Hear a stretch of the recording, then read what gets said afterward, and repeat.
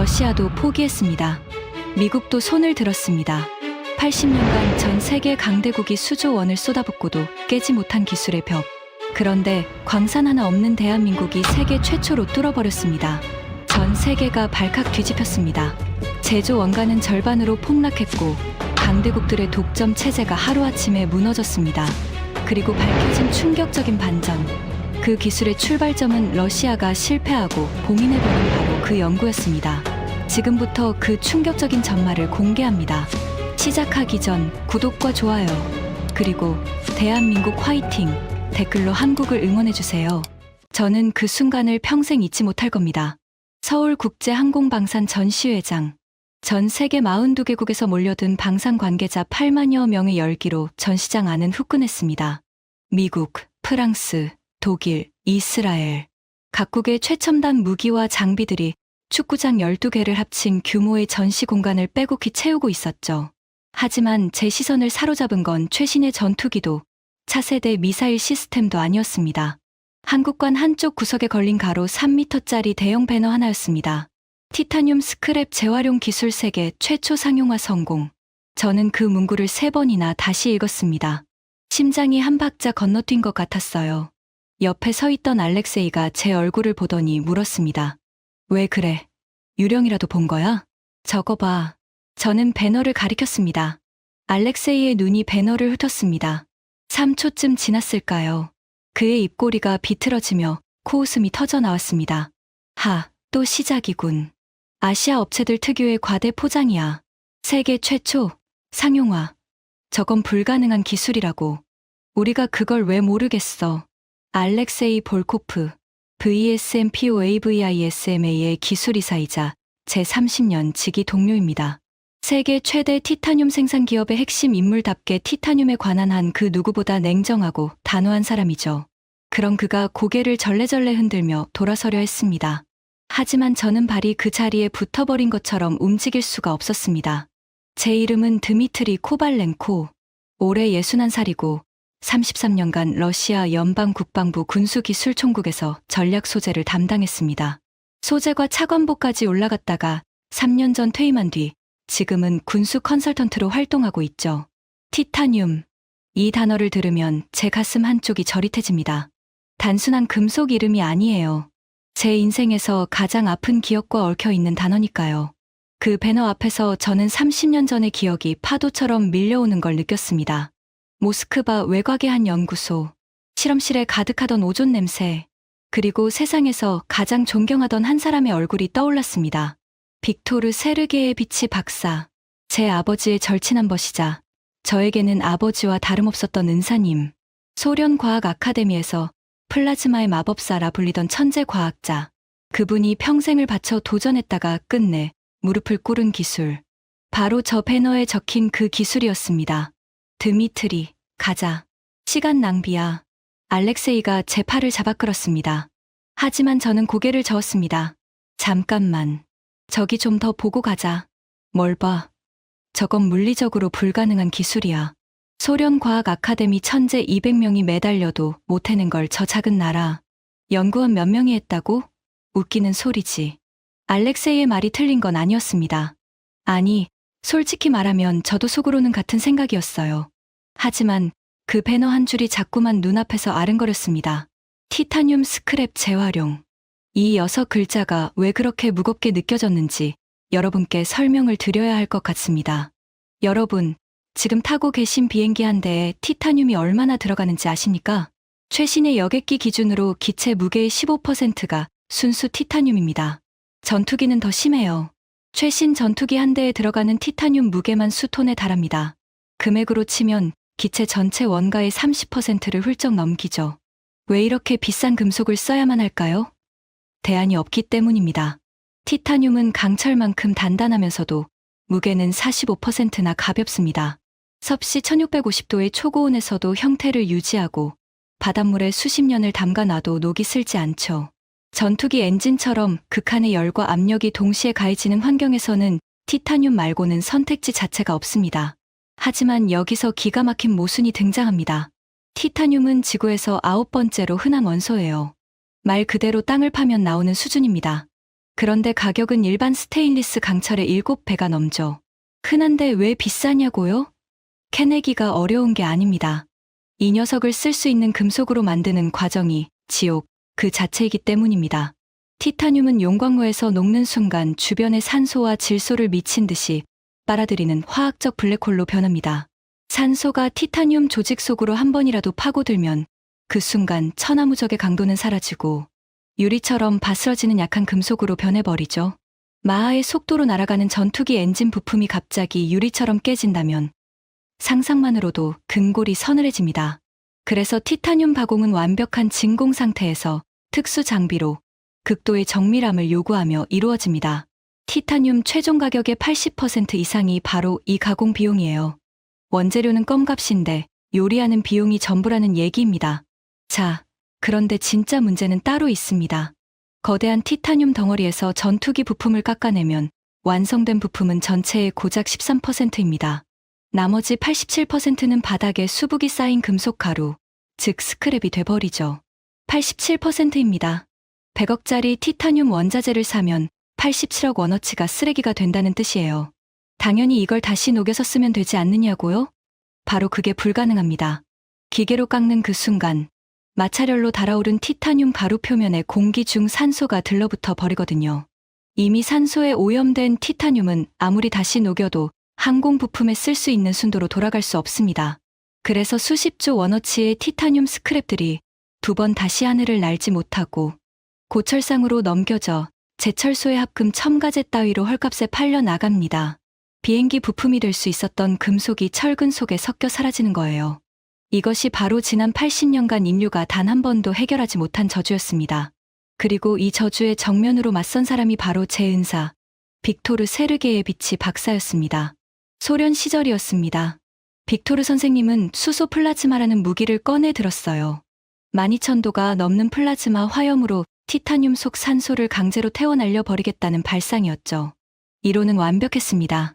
소련 과학 아카데미 심사위원 전원이 만장일치로 승인했을 정도니까요. 국방부는 3년간 막대한 예산을 쏟아부었습니다. 저는 그때 군수기술총국의 젊은 장교로서 그 예산 집행 서류를 직접 처리했었죠. 하지만 결과는 참담한 대실패였습니다.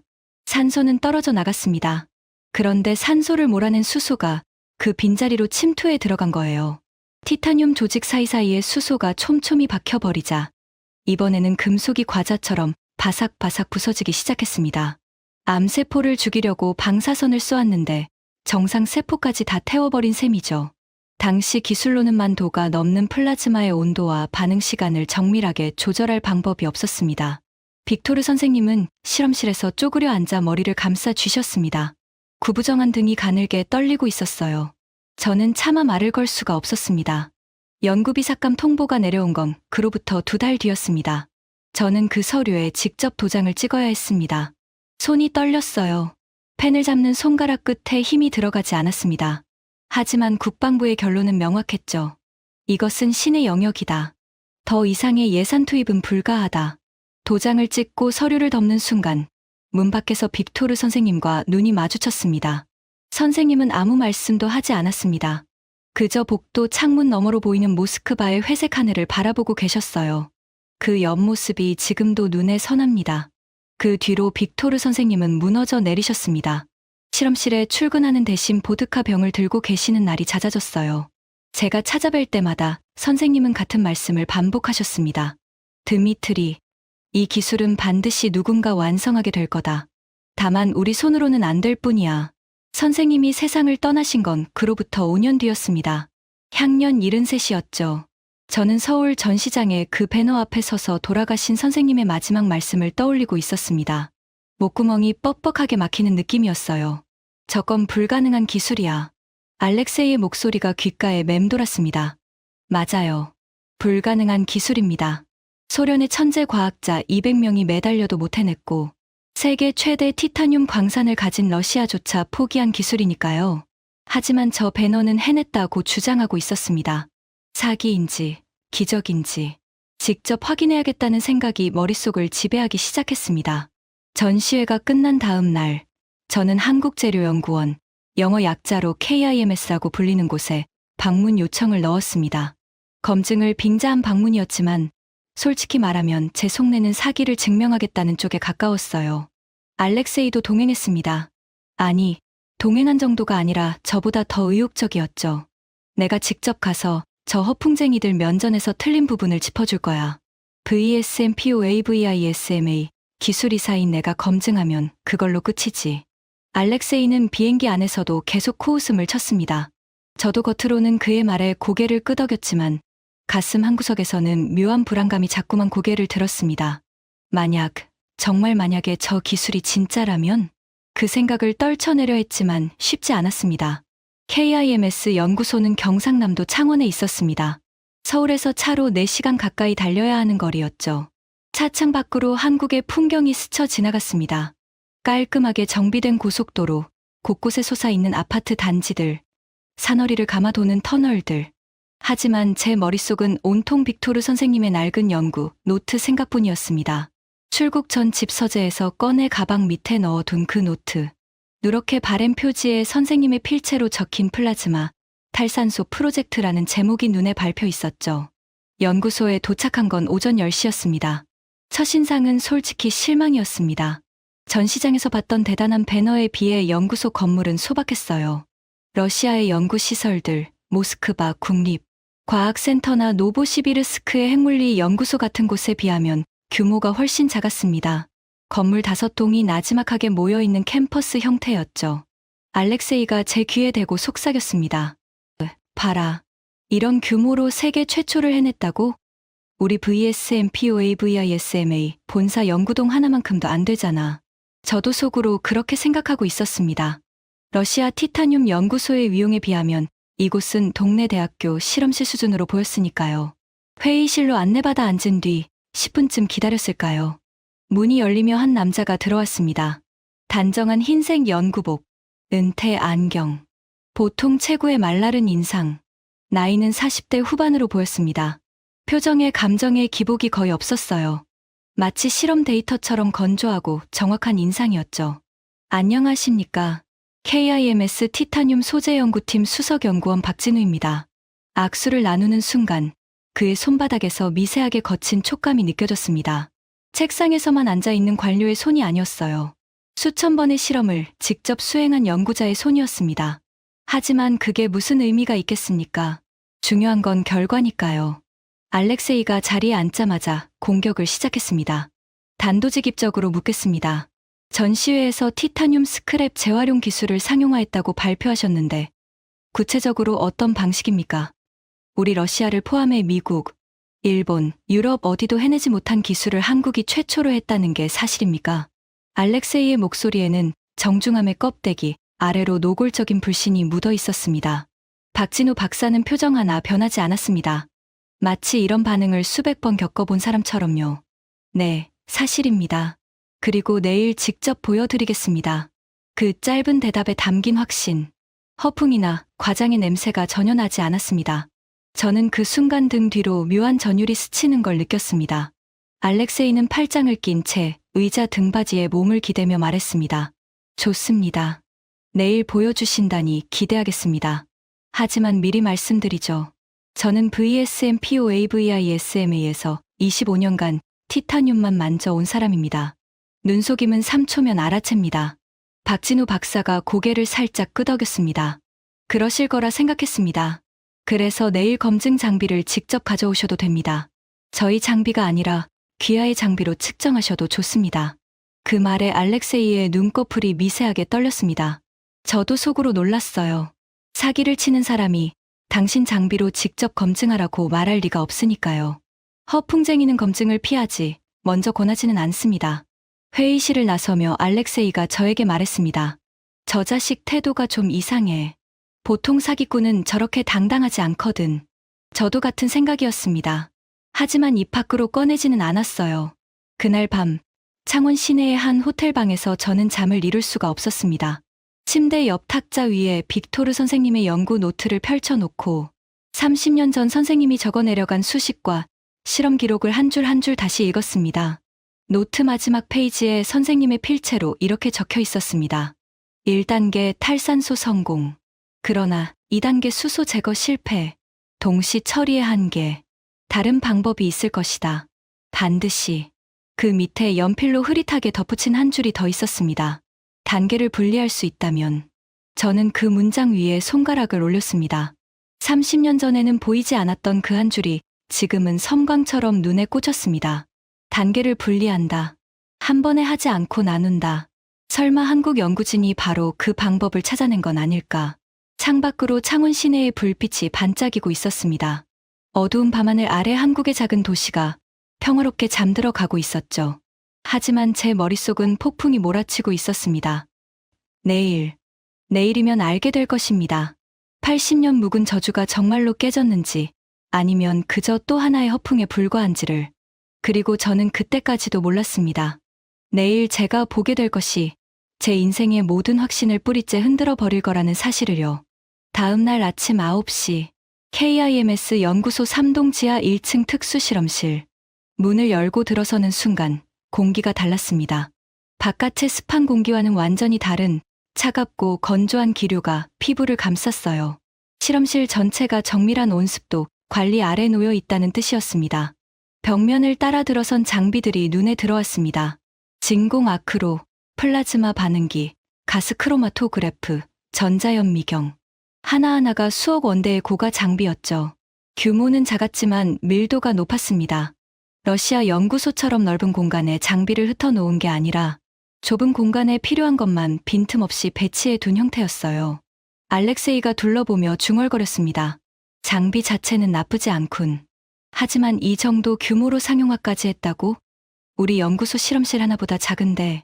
박진우 박사가 화이트보드 앞에 섰습니다. 손에 마커를 들고 우리를 향해 돌아섰죠. 시연에 앞서 이론적 배경을 먼저 설명드리겠습니다. 두 분의 시간이 허락하신다면. 알렉세이가 팔짱을 낀 채 고개를 끄덕였습니다. 빨리 끝내고 허점을 찾겠다는 표정이었죠. 박진우 박사가 마커를 들어 화이트보드에 쓰기 시작했습니다. 먼저 소련의 수소 플라즈마 프로젝트가 왜 실패했는지 말씀드리겠습니다. 그 한마디에 알렉세이의 눈빛이 날카로워졌습니다. 저도 등을 고추 세웠어요. 자국의 실패를 외국 연구자가 분석한다. 기분 좋은 일은 아닙니다. 하지만 박진우 박사가 화이트보드에 그려나간 내용은 저를 얼어붙게 만들었습니다. 소련팀은 수소 플라즈마를 12,000도 이상으로 가열하여 티타늄 내부의 산소를 환원시키는 방식을 택했습니다. 이론적으로는 완벽했죠. 수소가 산소와 결합해 수증기로 빠져나가면 깨끗한 티타늄만 남으니까요. 정확했습니다. 빅토르 선생님이 설계한 공정 그대로였어요. 하지만 문제는 반응 속도의 비대칭이었습니다. 박진우 박사가 화이트보드에 두 개의 곡선을 그렸습니다. 산소가 빠져나가는 속도와 수소가 침투하는 속도. 이 두 곡선이 교차하는 지점이 존재합니다. 산소 제거가 85% 이상 진행되면 티타늄 내부에 빈 격자 자리가 생기고 바로 그 순간 수소가 폭발적으로 침투합니다. 소련팀은 이 교차점을 제어할 방법이 없었습니다. 제 손바닥에 땀이 배어나기 시작했습니다. 이 사람은 소련 연구의 실패 원인을 단순히 아는 게 아니었습니다. 빅토르 선생님이 30년 전 연구 노트 마지막 페이지에 적어놓은 그 문제점을 화이트보드 하나에 수학적으로 완벽하게 재현해내고 있었어요. 알렉세이도 눈치챈 모양이었습니다. 팔짱을 풀고 앞으로 몸을 기울이며 물었습니다. 당신이 어떻게 소련 연구 데이터를 갖고 있습니까? 그 자료는 기밀 해제가 안 됐을 텐데. 박진우 박사가 조용히 대답했습니다. 소련 원본 자료는 저희도 없습니다. 하지만 같은 실험을 저희가 직접 반복했습니다. 7년간 3,400회 넘게요. 실패의 패턴을 분석하면 원인은 자연스럽게 도출됩니다. 7년, 3,400회. 그 두 숫자가 공기 중에 떠도는 것처럼 느껴졌습니다. 3,400번이나 같은 실패를 반복했다는 뜻이었으니까요. 아니, 실패가 아닙니다. 실패의 원인을 3,400번에 걸쳐 체계적으로 해부한 것이죠. 저는 그 순간 깨달았습니다. 이 사람의 수준이 보통이 아니라는 것을. 박진우 박사가 화이트보드에 새로운 도식을 그리기 시작했습니다. 그래서 저희가 선택한 방법은 이겁니다. 외과 수술적 2단계 분리 공정. 그가 그린 도식은 단순했습니다. 하지만 그 단순함 뒤에 숨겨진 발상의 전환에 저는 머리를 한 대 맞은 것 같았습니다. 1단계. 수소 플라즈마로 산소를 완벽하게 제거합니다. 이 과정에서 수소가 침투하는 건 허용합니다. 아예 막으려 하지 않습니다. 알렉세이가 벌떡 일어섰습니다. 잠깐, 수소 침투를 허용한다고요? 그러면 수소 취성 때문에 금속이 다 망가지잖아요. 맞습니다. 1단계만으로는 쓸 수 없는 금속이 됩니다. 그래서 2단계가 있습니다. 박진우 박사의 목소리는 여전히 평온했습니다. 1단계에서 산소 제거가 완료되는 찰나, 즉시 2단계로 전환합니다. 고진공 환경에서 잔류 수소를 강제 탈기시키는 겁니다. 티타늄 격자 사이에 박혀있던 수소 원자들을 진공의 힘으로 하나하나 빨아냅니다. 저는 의자에 앉은 채로 몸이 굳어버렸습니다. 단계를 분리한다. 간밤에 빅토르 선생님의 연구 노트에서 읽었던 그 한 줄. 단계를 분리할 수 있다면. 흐릿한 연필 글씨로 적혀있던 그 문장. 선생님도 이미 답을 알고 계셨던 겁니다. 다만 그걸 실현할 기술이 30년 전에는 없었을 뿐이죠. 그리고 지금 선생님의 은퇴한 제자가 앉아있는 이 실험실에서 한국의 한 연구자가 바로 그 답을 실현해냈다고 말하고 있었습니다. 이론은 그럴듯합니다. 알렉세이가 코끝에 힘을 주며 말했습니다. 하지만 이론과 현실은 다릅니다. 1단계와 2단계를 전환하는 타이밍 제어가 가능합니까? 수소가 격자 깊숙이 침투하기 전에 빼내야 한다는 건데 그 윈도우가 겨우 몇 초에 불과할 텐데요. 좋은 질문이었습니다. 핵심을 찌르는 지적이었죠. 박진우 박사가 고개를 끄덕였습니다. 정확하십니다. 전환 윈도우는 약 4.7초입니다. 저희가 3,400회의 실험을 통해 확인한 최적의 전환 타이밍이죠. 4.7초. 수천 번의 실험 끝에 찾아낸 산소가 빠져나가고 수소가 깊이 침투하기 전에 그 찰나의 틈. 소련이 찾지 못했던 바로 그 골든 타임이었습니다. 알렉세이가 입술을 꽉 깨물었습니다. 더 이상의 이론적 반박이 나오지 않는 모양이었어요. 좋습니다. 이론은 들었으니 이제 실제로 보여주시죠. 박진우 박사가 실험실 안쪽을 향해 손을 내밀었습니다. 준비되어 있습니다. 실험 테이블 위에 은회색 금속 조각들이 놓여 있었습니다. 크기도 형태도 제각각인 티타늄 스크랩이었죠. 전투기 부품을 깎아내고 남은 찌꺼기들이었습니다. 박진우 박사가 스크랩 하나를 집어들었습니다. 이것은 항공기 엔진 블레이드 가공 후 나온 티타늄 스크랩입니다. 현재 상태의 산소 농도를 먼저 측정하겠습니다. 그가 시편을 가스 분석기에 넣고 버튼을 눌렀습니다. 30초쯤 뒤 모니터에 숫자가 떠올랐습니다. 1820 ppm. 저는 그 숫자를 보고 고개를 끄덕였습니다. 예상 범위 아니었으니까요. 항공기 엔진에 사용할 수 있는 티타늄의 산소 농도 기준은 500 ppm 이하입니다. 1820이면 기준치의 3배를 훌쩍 넘는 쓰레기 중의 쓰레기죠. 이 스크랩을 지금부터 저희 공정에 투입합니다. 처리 시간은 약 40.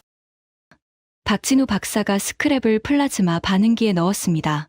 두꺼운 스테인리스 챔버의 문이 닫히고 진공 펌프가 돌아가기 시작했습니다. 우문거리는 기계음이 실험실 전체를 채웠어요. 40분. 쉽게 말했지만 그 40분은 제 인생에서 가장 긴 40분이었습니다. 알렉세이는 반응기 옆에 서서 모니터에 뜨는 실시간 데이터를 노려보고 있었습니다. 혹시라도 이상한 점이 보이면 즉시 지적하겠다는 태세였죠. 저는 몇 걸음 떨어진 곳에서 팔짱을 낀 채 서 있었습니다. 하지만 심장은 무대 위의 드러머처럼 미친 듯이 두들기고 있었어요. 20분이 지났을 때 모니터에 1단계 완료, 2단계 전환이라는 메시지가 떴습니다. 진공 펌프의 출력이 급격히 올라가는 소리가 들렸어요. 고진공 탈기 모드로 전환된 것이었습니다. 바로 그 순간이었을 겁니다. 박진우 박사가 말했던 4.7초의 골든 타임. 산소가 빠져나간 자리에 수소가 깊이 파고들기 전 진공의 힘으로 수소를 강제 배출하는 결정적 순간. 나머지 20분이 흐른 뒤 반응기의 경고등이 녹색으로 바뀌었습니다. 공정 완료입니다. 박진우 박사가 챔버를 열었습니다. 뜨거운 금속 특유의 냄새가 코끝을 스쳤어요. 집게로 꺼내진 시편의 색깔이 달라져 있었습니다. 투입 전의 칙칙한 회색이 아니라 맑고 균일한 은빛으로 변해 있었죠. 하지만 색깔은 중요하지 않습니다. 중요한 건 숫자입니다. 박진우 박사가 시편을 다시 가스 분석기에 넣었습니다. 알렉세이가 모니터 바로 앞까지 다가갔습니다. 저도 2걸음 앞으로 나섰어요. 30초. 모니터의 숫자가 떠올랐습니다. 450 ppm. 실험실에 침묵이 내려앉았습니다. 1820에서 450점, 항공 엔진 부품 기준인 500 ppm을 거뜬히 통과하는 수치. 고철상으로 가야 할 쓰레기가 전투기 엔진에 바로 들어갈 수 있는 최상급 소재로 변한 겁니다. 제 손이 떨리기 시작했습니다. 무릎에 힘이 풀리는 느낌이었어요. 하지만 알렉세이는 달랐습니다. 잠깐. 그가 날카로운 목소리로 말했습니다. 이 분석기가 보정이 제대로 되어 있다는 보장이 없습니다. 제가 가져온 장비로 다시 측정하겠습니다. 박진우 박사가 아무런 동요 없이 시편을 알렉세이에게 건넸습니다. 하세요. 그 단 한마디. 어떤 변명도, 어떤 방어도 없었습니다.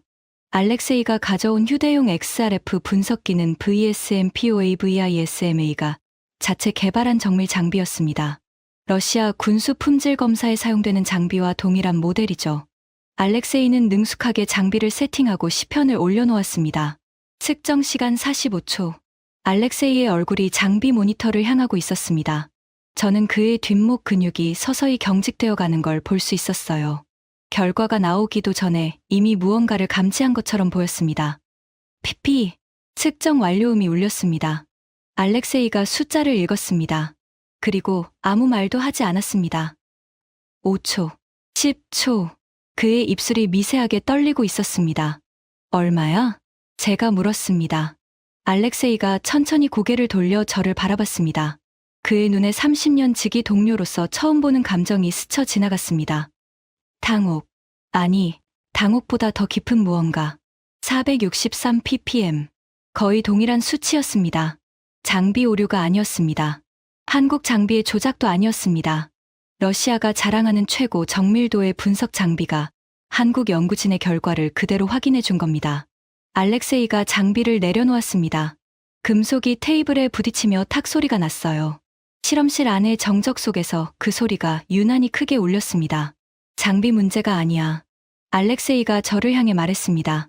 목소리에서 아까의 자신감은 사라져 있었어요. 저는 아무 대답도 하지 못했습니다. 목구멍이 바짝 말라 있었거든요. 대신 시편을 손에 들어 올렸습니다. 불과 40분 전까지 쓰레기였던 금속 조각. 지금은 전투기 엔진에 바로 장착해도 되는 최상급 티타늄. 손바닥 위에서 묵직하게 느껴지는 그 무게가 80년 역사의 무게처럼 느껴졌습니다. 점심 식사 후 박진우 박사가 추가 시연을 제안했습니다. 오전에 보신 건 단일 시편이었습니다. 오후에는 대량 처리 공정을 보여드리겠습니다. 그리고 처리 전후의 미세 조직 비교도 함께요. 알렉세이가 고개를 끄덕였습니다.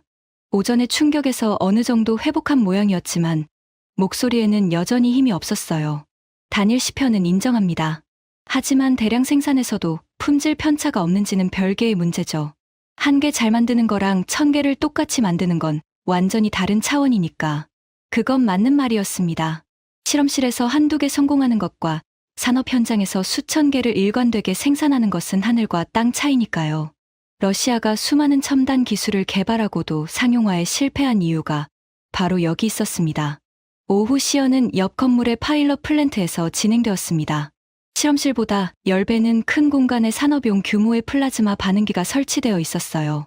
박진우 박사가 50kg 분량의 티타늄 스크랩을 반응기에 투입했습니다. 스크랩들은 크기도, 형태도, 산소 오염 정도도 제각각이었죠. 실제 산업 환경에서는 이렇게 불균일한 스크랩이 들어옵니다. 저희 공정은 이 불균일성을 감안하여 설계되어 있습니다. 처리 시간은 3시간이었습니다. 그동안 박진우 박사는 우리를 옆방의 분석실로 안내했습니다. 벽면 전체를 차지하는 대형 모니터에 과거 생산 데이터가 표시되어 있었어요. 지난 18개월간 처리한 배치별 산소 농도 데이터였습니다. 저는 그 그래프를 보고 숨이 멎는 줄 알았습니다. 378개 배치. 단 하나의 예외도 없이 전부 500ppm 이하.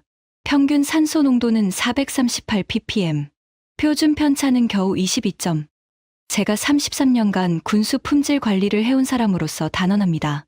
이 수준의 일관성은 경이로운 겁니다. 러시아 VSM-POA-VISMA의 새 티타늄 생산 공정도 배치 간 편차가 이보다 큽니다. 새 원자재로 만들어도 이 정도 균일성을 유지하기 어려운데 오염된 폐기물을 재활용해서 이 수치를 찍고 있다니. 알렉세이도 그 그래프 앞에서 한동안 움직이지 못했습니다. 손등으로 이마에 땀을 닦아내더니 물었습니다. 에너지 소비량은 어떻습니까? 플라즈마 공정은 전력을 어마어마하게 잡아먹을 텐데. 좋은 질문이었습니다. 아무리 품질이 좋아도 에너지 비용이 천문학적이면 상용화는 불가능하니까요. 박진우 박사가 다른 데이터를 불러왔습니다. 새 티타늄을 처음부터 만드는 크롤 공정 대비 에너지 소비량이 약 65% 절감됩니다. 65%요? 알렉세이의 눈이 커졌습니다. 저도 귀를 의심했어요. 원가는요? 기존 새 티타늄 대비 약 55% 수준입니다. 55%, 절반에 가까운 가격. 새로 만든 것보다 더 싸면서 품질은 동등하다. 알렉세이가 잠시 눈을 감았다 떴습니다. 그리고 아까와는 완전히 다른 목소리로 물었습니다. 미세 조직은 어떻습니까? 기계적 물성이 새 티타늄과 동등한 수준이라는 근거가 있습니까? 더 이상 공격이 아니었습니다. 진심으로 알고 싶어하는 질문이었어요. 박진우 박사가 전자현미경 앞으로 안내했습니다. 모니터에 두 개의 이미지가 나란히 떠올랐어요.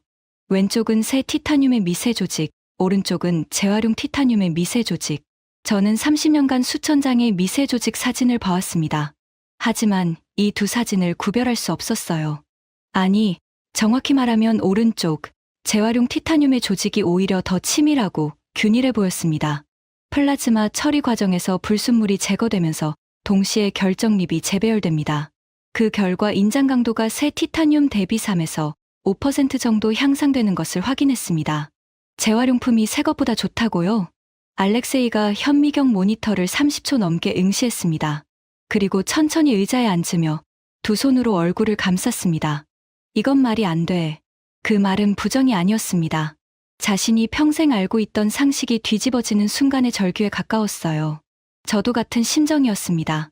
평생을 티타늄 조달에 바친 사람으로서 지금 제가 보고 있는 모든 데이터가 불가능의 영역이 무너졌다고 소리치고 있었으니까요. 하지만 아직 하나가 남아 있었습니다. 실험실에서 성공한 것과 실제 산업 현장에서 양산하는 것은 전혀 다른 문제입니다. 이 기술이 진짜 게임을 바꿀 수 있는지는 양산 현장을 봐야 알 수 있었죠. 그날 밤이었습니다. 호텔 방으로 돌아온 저는 한참을 멍하니 앉아 있었습니다. 커튼 사이로 창원 시내의 불빛이 스며들고 있었지만 제 눈에는 아무것도 들어오지 않았어요. 침대 위에 빅토르 선생님의 연구 노트를 펼쳐 놓았습니다. 오래된 종이에서 나는 퀴퀴한 냄새가 코끝을 간지렸어요. 30년 전 모스크바의 그 연구실 냄새와 비슷했습니다. 노트를 처음부터 다시 읽었습니다. 빅토르 선생님은 매 실험마다 결과를 꼼꼼하게 기록하셨어요. 실패한 실험도 예외가 아니었습니다. 827번의 실험, 827번의 실패. 하지만 선생님은 한 번도 실패라는 단어를 쓰지 않으셨어요. 대신 매번 이렇게 적으셨죠. 새로운 데이터 수집 완료. 827번의 실패를 827번의 데이터 수집이라고 적은 사람. 그분이 바로 제 스승이었습니다. 그리고 마지막 페이지. 연구비 삭감이 결정되기 일주일 전에 적으신 메모. 1단계 탈산소 성공. 그러나 2단계 수소 제거 실패. 동시 처리의 한계. 다른 방법이 있을 것이다. 반드시. 단계를 분리할 수 있다면. 오늘 KIMS 실험실에서 제가 목격한 것의 원리가 바로 이 한 줄에 담겨 있었습니다. 선생님은 답을 알고 계셨어요. 하지만 그 답을 실현할 기술이 없었을 뿐입니다. 30년이라는 세월이 그 간격을 메워준 거죠. 그런데 그 간격을 메운 사람이 러시아인이 아니었습니다. 미국인도, 유럽인도, 일본인도 아니었어요. 광산 하나 없는 한국의 연구자들이었습니다. 가슴 한가운데가 뜨겁게 달아올랐습니다. 자존심이 무너지는 아픔인지, 선생님의 꿈이 이루어진 기쁨인지, 둘 다인지, 감정의 정체를 제대로 파악할 수 없었어요. 한 가지 확실한 건 선생님이 이 결과를 보셨더라면 분명 이렇게 말씀하셨을 거라는 겁니다. 봐라, 드미트리. 내가 뭐라고 했어. 누군가 반드시 해낼 거라고 했잖아. 저는 노트를 가슴에 꼭 안았습니다. 창밖의 밤하늘이 뿌옇게 번져 보였어요. 그때 방문을 두드리는 소리가 났습니다. 알렉세이였습니다. 문을 열자 그가 두 손에 맥주캔을 들고 서 있었어요. 평소 그답지 않게 표정이 복잡했습니다. 잠이 안 와서 그 한마디로 충분했습니다. 저도 같은 이유로 깨어 있었으니까요. 호텔 방 작은 테이블에 마주 앉아 맥주를 한 모금씩 마시며 한참을 아무 말 없이 앉아 있었습니다. 먼저 입을 연 건 알렉세이였습니다. 드미트리, 솔직히 말해. 오늘 본 게 진짜라고 생각해? 저는 맥주캔을 내려놓고 대답했습니다. 넌 내 장비로 직접 측정했잖아. 알렉세이가 한숨을 길게 내쉬었습니다. 그의 어깨가 축 처져 있었어요. 그래. 내 장비로 확인했어. 조작이 아니야. 하지만 받아들이기가 쉽지가 않아. 우리 VSMPOAVISMA가 세계 티타늄 시장의 35%를 쥐고 있어. 보잉, 에어버스 다 우리한테 와서 원자재를 사가거든. 그런데 한국이 폐기물을 재활용해서 같은 걸 절반 가격에 만든다면. 그가 말을 끊었습니다. 하지만 뒤에 올 말은 굳이 듣지 않아도 알 수 있었죠. 우리의 독점이 무너진다. 아직 결론 내리기엔 이르다. 저는 일부러 차분한 목소리로 말했습니다. 실험실이랑 파일럿 규모에서 성공한 거랑 실제 양산 라인에서 돌아가는 건 다른 문제야. 내일 한화 에어로스페이스 공장에 간다고 했잖아. 거기서 진짜 양산 현장을 보고 판단하자. 알렉세이가 고개를 끄덕였습니다. 그래. 내일이 진짜 승부다. 그가 나가고 나서 저는 다시 빅토르 선생님의 노트를 펼쳤습니다. 827번의 새로운 데이터 수집 완료. 선생님은 아셨을까요? 선생님의 827번의 실패가 30년 뒤 지구 반대편에서 한 무명 연구자의 3400번의 실험으로 이어졌다는 것을, 그리고 그 연구자가 선생님이 마지막 페이지에 남기신 힌트를 현실로 바꿔놓았다는 것을. 과학은 이렇게 이어지는 것일까요? 한 사람의 실패가 다른 사람의 출발점이 되고 한 세대가 못다한 꿈을 다음 세대가 완성하는 것. 저는 그날 밤 처음으로 한국이라는 나라를 다시 보게 되었습니다. 다음 날 오전 KIMS에서 차로 30분 거리에 있는 한화 에어로스페이스 창원 공장. 입구부터 분위기가 달랐습니다. KIMS가 과학자들의 조용한 작업 공간이었다면 이곳은 철과 불이 부딪히는 전쟁터였어요. 거대한 공장 건물들이 줄지어 서 있고 곳곳에서 금속을 다루는 날카로운 소리가 쉴 새 없이 울려 퍼지고 있었습니다. 안내를 맡은 건 한화 에어로스페이스의 엔진 소재 담당 부장이었습니다. 그가 우리에게 안전모와 보호 안경을 건네주며 말했습니다. 두 분이 오늘 보실 곳은 KF-21 보람의 엔진 부품 제조 라인입니다. KIMS에서 개발한 재활용 공정이 실제 양산에 적용되는 현장이죠. KF-21 보람의 대한민국 최초의 국산 초음속 전투기. 그 심장인 제트 엔진의 핵심 부품을 재활용 티타늄으로 만들고 있다는 뜻이었습니다. 솔직히 말해서 이 시점까지도 저는 어딘가에 함정이 있을 거라고 생각했습니다. 실험실 수준의 성공은 인정합니다. 하지만 실제 전투기 엔진에 재활용 티타늄을 쓴다.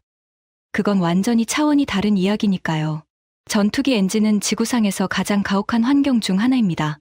엔진 내부 온도는 1400도를 넘기고 터빈 블레이드는 초당 수만 회전을 견뎌야 합니다.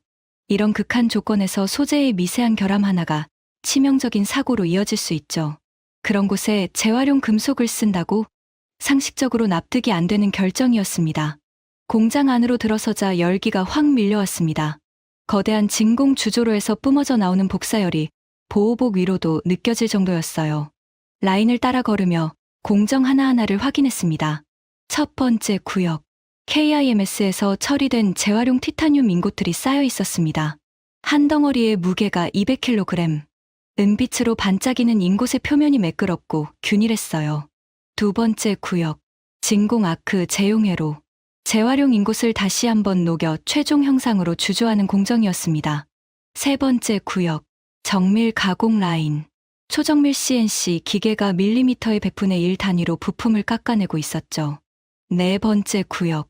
비파괴 검사실. 완성된 부품 하나하나를 초음파와 엑스레이로 내부 결함을 검사하는 곳이었습니다. 이 네 번째 구역에서 저는 걸음을 멈췄습니다. 모니터에 표시된 검사 데이터를 들여다보았어요.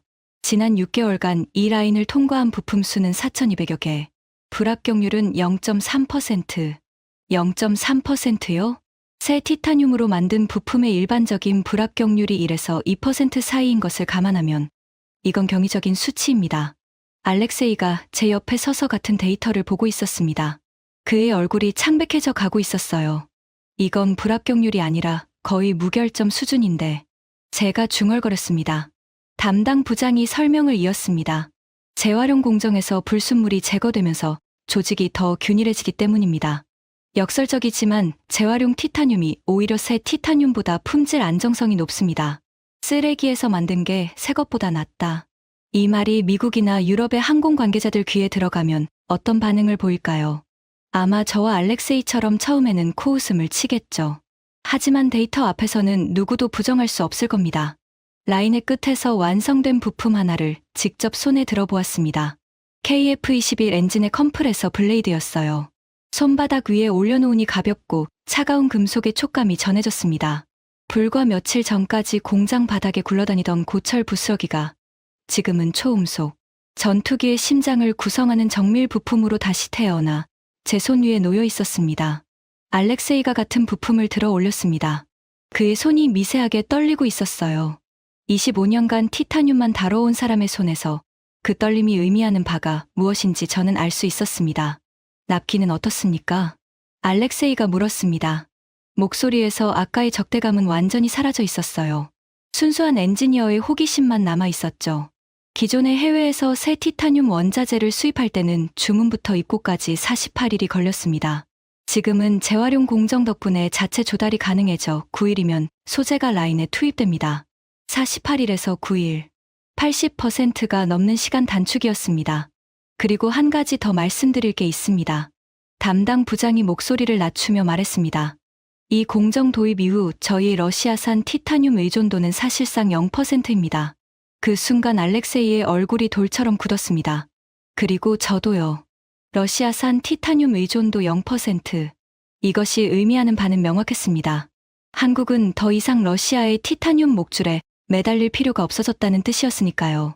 우크라이나 전쟁 이후 서방의 경제 제재로 보잉과 에어버스마저 러시아 티타늄 조달에 비상이 걸린 상황에서 한국은 혼자서 조용히 이 문제를 해결해버린 겁니다. 저는 공장 바닥에 서서 거대한 생산 라인 전체를 바라보았습니다. 쉴 새 없이 돌아가는 기계들, 정밀하게 움직이는 로봇팔, 그 사이를 오가며 검사하는 기술자들. 이건 단순한 재활용 기술이 아니었습니다. 소재 주권이었습니다. 자원이 없는 나라가 자원의 저주를 기술로 뒤집어 놓은 것. 남들이 쓰고 버린 쓰레기를 주워 담아 가장 강력한 무기의 심장으로 부활시키는 연금술. 알렉세이가 여전히 부품을 손에 든 채 한마디도 하지 않았습니다. 그의 눈이 빨갛게 충혈되어 있었어요. 내일이면 우리는 한국을 떠나 모스크바로 돌아갑니다. 하지만 오늘 이 공장에서 본 것들은 비행기에 오르는 것만으로 잊혀지지 않을 겁니다. 오히려 비행기 안에서 그리고 모스크바의 사무실에서 이 기억은 더 선명해지겠죠. 80년간 누구도 깨지 못한 벽을 광산 하나 없는 나라가 뚫었다. 그리고 그 벽을 뚫는 출발점은 제 은사에 실패한 연구였다. 저는 주머니 속에서 빅토르 선생님의 연구 노트를 꺼냈습니다. 낡고해진 표지를 손끝으로 쓰다듬으며 아직 해야 할 일이 하나 남아 있다는 것을 깨달았습니다. 귀국 전 마지막 날 오후, 우리는 다시 KIMS 연구소를 찾았습니다. 박진우 박사가 마지막 검증을 위해 준비한 것이 있었기 때문입니다.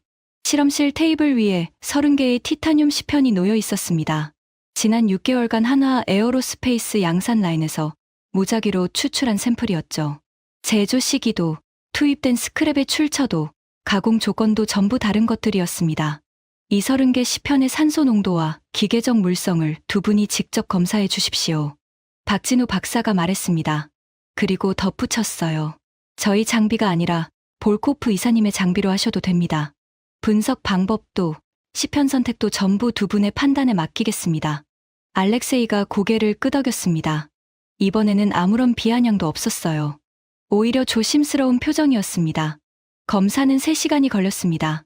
알렉세이와 저는 번갈아 가며 30개의 시편을 하나하나 분석했습니다. 산소 농도 측정, 경도 테스트, 인장 강도 시험. 33년간 군수 품질 관리를 해온 제 경험과 25년간 티타늄을 만져온 알렉세이의 전문성을 모두 동원했죠. 결과를 정리하는데 30분이 더 걸렸습니다. 알렉세이가 데이터 시트를 테이블 위에 내려놓았습니다. 30개 전수. 산소 농도 전부 500ppm 이하. 최저 412, 최고 487점, 평균 441ppm. 인장 강도. 30개 전수 항공급 기준 충족. 평균값은 새 티타늄 대비 4% 높음. 경도. 30개 전수 합격. 편차 1.8% 이내. 한 개의 불합격도 없었습니다. 실험실에 긴 침묵이 흘렀습니다. 알렉세이가 30개 시편 중 하나를 손에 들어 올렸습니다. 한참 동안 그 은빛 금속 조각을 들여다보고 있었어요. 그의 눈동자가 미세하게 흔들리고 있었습니다. 그리고 천천히 아주 천천히 고개를 돌려 저를 바라보았습니다. 드미트리. 그가 불렀습니다. 목소리가 갈라져 있었어요. 우리가 졌어. 25년간 세계 최대 티타늄 기업의 기술을 이끌어온 사람이었습니다. 러시아 과학 아카데미 정회원이자 보잉과 에어버스의 품질 감사를 통과시킨 장본인이었죠. 그런 사람의 입에서 졌다는 말이 나온 겁니다. 저는 아무 대답도 할 수 없었습니다. 목이 메어왔거든요. 이상한 일이었습니다. 분하지 않았어요. 자존심이 상한다기보다는 오히려 가슴 한가운데가 뜨겁게 차오르는 느낌이었습니다. 80년 동안 인류를 가로막았던 벽이 무너지는 순간을 직접 목격한 거니까요. 그리고 그 벽을 무너뜨린 사람들은 자원 하나 없는 작은 나라의 연구자들이었습니다. 저는 주머니에서 빅토르 선생님의 연구 노트를 꺼냈습니다. 30년 된 낡은 노트. 누렇게 바래고 모서리가 해진 표지. 그 안에 담긴 827번의 실패, 아니 827번의 데이터. 저는 그 노트를 양손으로 조심스럽게 들고 박진우 박사 앞으로 걸어갔습니다. 박사님. 제 목소리가 떨리고 있었습니다. 하지만 멈추지 않았어요. 이것은 제 은사이자 아버지의 절친이셨던 빅토르 세르게의 빛이 박사님의 연구 노트입니다. 30년 전 바로 이 기술에 평생을 바치셨던 분의 기록이에요. 박진우 박사의 표정이 처음으로 변했습니다. 무표정하던 얼굴에 놀라움이 스쳤어요. 선생님은 이 기술을 완성하지 못하고 세상을 떠나셨습니다. 하지만 노트 마지막 페이지에 이런 메모를 남기셨어요. 저는 노트를 펼쳐 그 페이지를 보여주었습니다. 단계를 분리할 수 있다면. 박진우 박사가 그 한 줄을 읽었습니다. 그리고 한동안 아무 말도 하지 못했어요. 이분이 시작하셨습니다. 저는 노트를 그에게 내밀었습니다. 당신이 완성했고요. 박진우 박사가 두 손으로 노트를 받아들었습니다. 그의 손이 떨리고 있었어요. 연구 데이터를 다룰 때의 그 침착한 손이 낡은 노트 한 권 앞에서 떨리고 있었습니다. 아닙니다. 박진우 박사가 고개를 저었습니다. 목소리가 낮아져 있었어요. 저희가 해낸 게 아닙니다. 이분의 연구가 출발점이었습니다. 소련의 실패 데이터를 논문으로 접했을 때 저희는 여기서부터 시작하면 된다는 걸 알았습니다. 선배님들의 실패가 없었다면 저희도 7년을 허비했을 겁니다. 저는 그 말을 듣는 순간 눈시울이 뜨거워졌습니다. 빅토르 선생님. 선생님의 827번의 실패가 헛되지 않았습니다. 선생님이 모스크바의 실험실에서 쌓아 올린 데이터가 지구 반대편 창원이라는 작은 도시의 연구실에서 꽃을 피웠습니다. 선생님이 마지막에 남기신 그 한 줄의 힌트를 누군가 찾아냈습니다. 그리고 현실로 만들었습니다. 알렉세이가 제 옆에 서서 어깨를 잡아주었습니다. 그의 손에서도 미세한 떨림이 전해져 왔어요. 모스크바행 비행기 안에서 저는 창밖을 내다보고 있었습니다. 구름 사이로 한반도의 윤곽이 점점 작아져 갔어요. 그 작은 나라, 광산 하나 없는 나라. 하지만 그 나라가 방금 인류 80년의 숙제를 풀어버렸습니다. 알렉세이가 옆자리에서 말했습니다. 드미트리, 돌아가면 뭘 할 거야? 저는 창문에서 시선을 거두고 대답했습니다. 보고서를 쓸 거야. 보고서? 러시아 과학 아카데미에 제출할 보고서. 한국과의 소재 기술 공동 연구를 제안하는 내용이야. 알렉세이가 눈을 크게 떴습니다. 공동 연구, 기술 경쟁 상대국이잖아. 맞아. 하지만 빅토르 선생님이 시작한 걸 한국이 완성했어. 그건 경쟁이 아니라 이어짐이야. 과학은 원래 그렇게 흘러가는 거잖아. 한 사람이 쌓은 벽돌 위에 다른 사람이 또 벽돌을 올리고. 국적은 달라도 꿈은 같으니까. 알렉세이가 한참을 침묵했습니다. 그리고 작게 고개를 끄덕였어요. 빅토르 박사님이 들으시면 좋아하셨을 거야. 저는 웃었습니다. 오랜만에 진심으로 웃은 것 같았어요. 비행기가 구름 위로 올라갔습니다. 창밖이 온통 하얀 빛으로 가득 찼어요. 한국에서의 사흘이 제게 가르쳐 준 것은 단순한 기술의 우열이 아니었습니다. 중요한 건 자원의 크기가 아니라는 것. 티타늄 광산이 있느냐 없느냐가 아니라 남들이 쓰레기라고 버린 것에서 가능성을 보는 눈이 있느냐 없느냐. 80년간 불가능하다고 낙인찍힌 기술 앞에서 고개를 숙이느냐. 아니면 3,400번을 더 도전하느냐. 빅토르 선생님은 827번의 실험 끝에 멈추셔야 했습니다. 한국의 연구자들은 거기서 3,400번을 더 나아갔죠. 합치면 4,200번이 넘는 도전입니다. 불가능이란 아직 충분히 시도하지 않았다는 말의 다른 이름이었을 뿐입니다. 저는 모스크바에 도착하면 가장 먼저 빅토르 선생님의 묘소에 가려고 합니다. 선생님 묘비 앞에 서서 이렇게 말씀드릴 거예요. 선생님, 누군가 해냈습니다. 선생님이 시작하신 그 꿈을 완성한 사람들이 있었습니다. 광산은 없지만 포기를 모르는 사람들이었어요. 그리고 이 이야기를 듣고 계신 여러분께도 말씀드리고 싶습니다. 지금 이 순간에도 대한민국의 어딘가에서 남들이 불가능하다고 던져버린 문제 앞에 고개를 숙이지 않는 연구자들이 있습니다. 화려한 조명 아래가 아니라 형광등, 불빛이 지직거리는 좁은 실험실에서 오늘도 묵묵히 데이터를 쌓고 있는 사람들이 있어요. 87%의 쓰레기를 100%의 가치로 바꿔낸 기적. 그 기적은 하늘에서 떨어진 게 아닙니다. 4200번의 실패 위에 올려진 단 한 번의 성공이었습니다. 대한민국. 광산 하나 없이 티타늄 강국이 된 나라. 러시아도, 미국도, 일본도 포기한 기술을 세계 최초로 완성한 나라.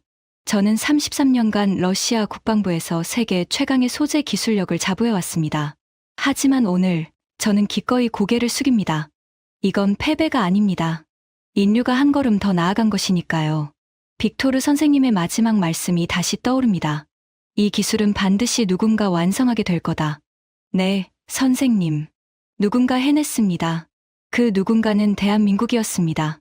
지금까지 러시아도 포기한 80년의 벽을 세계 최초로 뚫어낸 대한민국의 이야기였습니다. 광산 하나 없는 나라가 기술 하나로 강대국의 독점을 무너뜨린 이 이야기. 주변에 널리 공유해주세요. 우리가 몰랐던 대한민국의 저력을 더 많은 분들이 알게 됩니다. 구독과 좋아요도 부탁드립니다. 지금까지 감동테라였습니다. 감사합니다.